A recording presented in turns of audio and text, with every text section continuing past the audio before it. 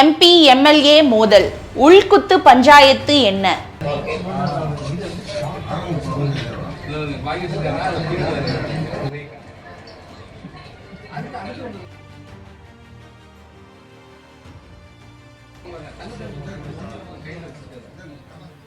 தேனி திமுக எம்பியான தங்க தமிழ்ச்செல்வனுக்கும் ஆண்டிப்பட்டி திமுக எம்எல்ஏவான மகாராஜனுக்கும் முட்டாப்பயலே என ஒருவரை ஒருவர் அரசு நிகழ்ச்சிகளில் அர்ச்சனை செய்து கொண்ட விவகாரம் அறிவாலய விசாரணைக்கு வரும் அளவுக்கு விவகாரமாகி இருக்கிறது.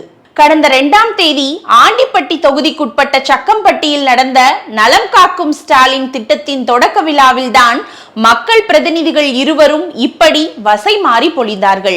இந்த நிகழ்ச்சிக்காக வைக்கப்பட்ட பேனரில் தனது படத்தை போடவில்லை என முதலில் பிரச்சனையை கிளப்பியது தங்க தமிழ்ச்செல்வன் தான் என்கிறார்கள். இந்த நிலையில் பயனாளி ஒருவருக்கு கொடுக்க வேண்டிய அரசாணையை தங்க தமிழ்ச்செல்வன் கொடுக்க போக அதை பறித்து பயனாளிக்கு வழங்கினார் மகாராஜன். இதில் சூடான தங்கம் முட்டா பயலே என வசனத்தை எடுத்துவிட மகாராஜனும் அதை ரிப்பீட் செய்தார். நிலைமை மோசமாவது தெரிந்ததும் அதிகாரிகள் நிகழ்ச்சியை அவசரகதியில் முடித்துக்கொண்டு மூட்டையை கட்டினார்கள். தங்கமும் மகாராஜனும் பேனர்ல படம் போடாதனால மட்டும் மோதிக்கல, அவங்களுக்குள்ளார ரொம்ப நாளாவே பஞ்சாயத்து ஓடிக்கிட்டு இருக்கு என்று சொல்லும் ஆண்டிப்பட்டி திமுகவினர் கம்பத்துக்காரரா இருந்தாலும் தங்க தமிழ்ச்செல்வனின் அரசியல் தொடக்கம் ஆண்டிப்பட்டி தான். 2001 ஆண்டிப்பட்டி எம்எல்ஏ ஆனவரு ஜெயலலிதாவுக்காக எம்எல்ஏ பதவியையே ராஜினாமா செஞ்சாரு. அதன் பிறகு 2011, 2016 தேர்தல்கள்ல ஆண்டிப்பட்டி எம்எல்ஏவா இருந்தாரு. அப்போதே தங்க தமிழ்ச்செல்வனுக்கும் மகாராஜனுக்கும் அவ்வளவா ஒத்துக்காது. ஜெயலலிதா மறைவுக்கு பின்னாடி தங்கம் தினகரன் பக்கம் போனதால 2019 இடைத்தேர்தல்ல மகாராஜன் ஜெயிச்சாரு.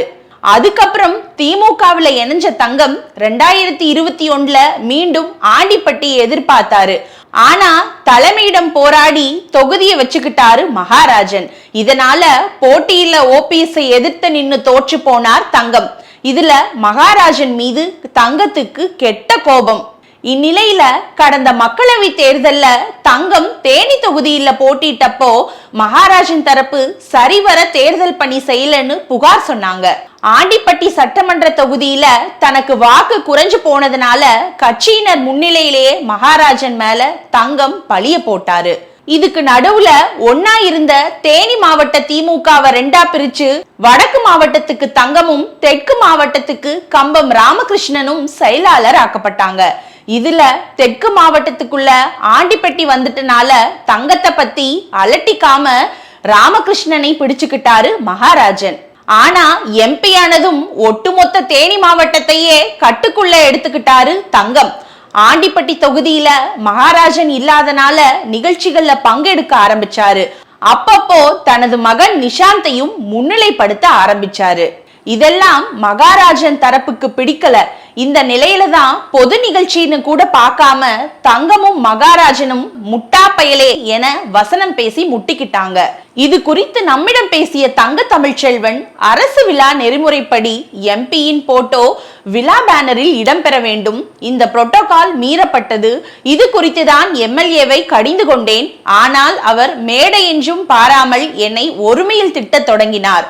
பயனாளிகளுக்கான நலத்திட்ட ஆணைகளை என்னிடம் இருந்து பறித்து அவரே வழங்கினார் என்றார். அதற்கு மகாராஜனோ வயதில் மூர்த்தவன் என்ற மரியாதை கூட இல்லாமல் என்னை முதலில் திட்டத் தொடங்கியது எம்பி தான்.